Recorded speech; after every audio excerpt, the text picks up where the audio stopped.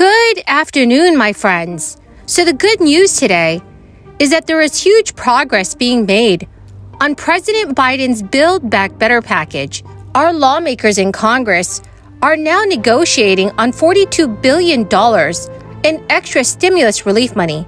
This money would be allocated towards new checks for Americans that are financially struggling, all caused by this crisis.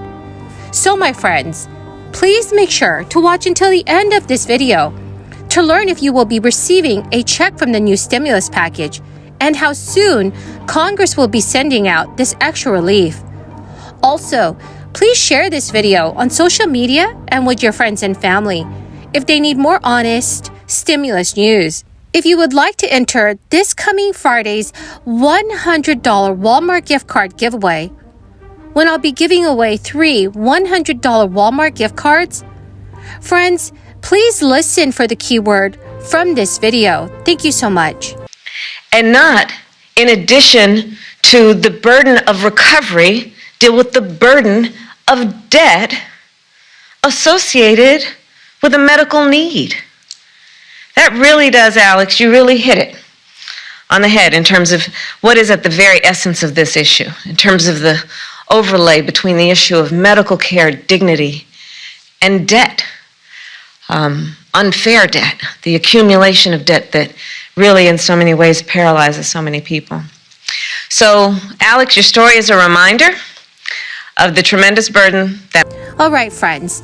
So the House of Representatives has finally passed legislation that would provide $42 billion to replenish a fund that was created during the crisis to help restaurants recover from the hit to their businesses. Lawmakers passed the bill mostly along party lines, 223 to 203. 4 Democrats opposed the bill, while 6 Republicans voted for it. The crisis aid package, which was signed into law by President Biden last year, included $28.6 billion for the Restaurant Revitalization Fund, which provided funding for more than 100,000 restaurants. But the program received more than 278,000 applications, requesting a total of more than $72.2 billion. Democrats stated that the additional funding is necessary to ensure that the full demand can be met for eligible restaurant applicants that continue to struggle because of the way that the pandemic upended their operations. House Small Business Committee Chairwoman Velasquez had told reporters, while these companies are dispersed throughout the country, they are united by a common message that small firms are still hurting and they are counting on Congress for more support. Aside from the new $42 billion infusion for the Restaurant Revitalization Fund, this legislation would also provide $13 billion for new hard-hit industries, for small businesses that were not eligible for other crisis aid programs. In order to qualify, businesses with up to 200 employees would have to show that they've experienced at least 40% loss in revenue in 2020 and in 2021, compared to the year 2019. These programs would be offset with any funds recovered by the federal government from entities that defrauded past crisis relief programs, such as the Paycheck Protection Program. Many Republicans argued that the additional crisis aid to help restaurants and other small businesses is unnecessary at a time.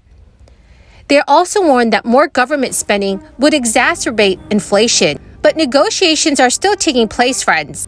A bipartisan group of senators announced earlier this week that they had reached an agreement for a $10 billion crisis relief package. That was lower than an original $15.6 billion bipartisan deal as part of a sprawling package, which was to fund the government through September. But some House Democrats balked at a proposed offset that would have clawed back unused crisis relief funding from certain states. Friends, the keyword for this video is Montana. If you would like to enter this coming Friday's $100 Walmart gift card giveaway, when I'll be giving away 3 $100 Walmart gift cards, friends, please click and like several of my videos. Comment below this keyword, which is Montana, and additional keywords from any video of mine that you watch.